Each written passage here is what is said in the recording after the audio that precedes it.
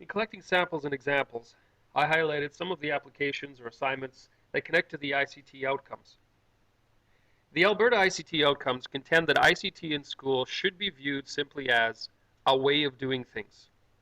Technology is about the way things are done, the processes, tools, and techniques that alter human activity.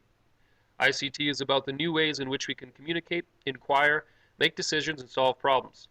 It is the processes, tools, and techniques for gathering and identifying information, classifying and organizing, summarizing and synthesizing, analyzing and evaluating, speculating, and predicting. It is understood that traditional non-technology methods and tools can still be great educational factors. Undoubtedly, one doesn't need technology to gather and identify, classify and organize, summarize and synthesize, analyze and evaluate, or speculate and predict. Still, 21st century learners, unlike prior learners, must be able to do these things with technology. The Alberta ICT curriculum also relates that technology is best learned within the context of applications. Activities, projects, and problems that replicate real-life situations are effective resources for learning technology. The following examples illustrate some of my uses of tech in classrooms via the Chromebook. Number 1, Google Sheets, Formule. This meshing of tools allows students to alert me when assignments are late so that I don't have to chase them. It's a simple creation that requires the students to take some ownership and responsibility in the submission of their work. In the old days, I'd be recopying assignments multiple times and hounding kids for late work constantly. Number 2, Google Forms. This simple survey creation tool allowed the kids to anonymously choose their farewell party theme.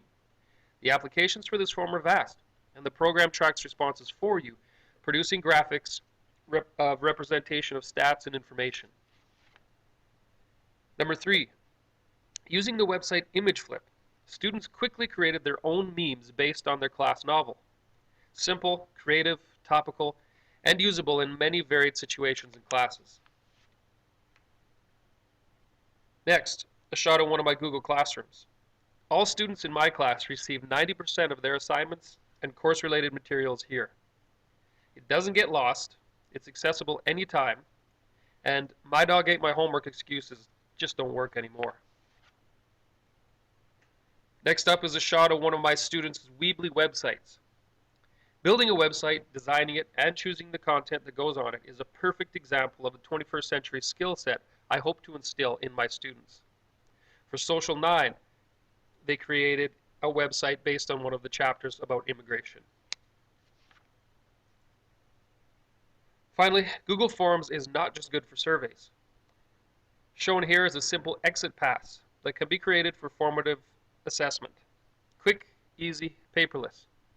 Take it a step further, and students can create their own tests and quizzes and share with each other.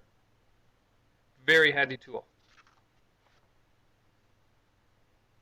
Lastly, our most recent assignment, using a site called Storybird, allows users to create illustrated books on any topic. Our class wrote children's books explaining concepts about economics.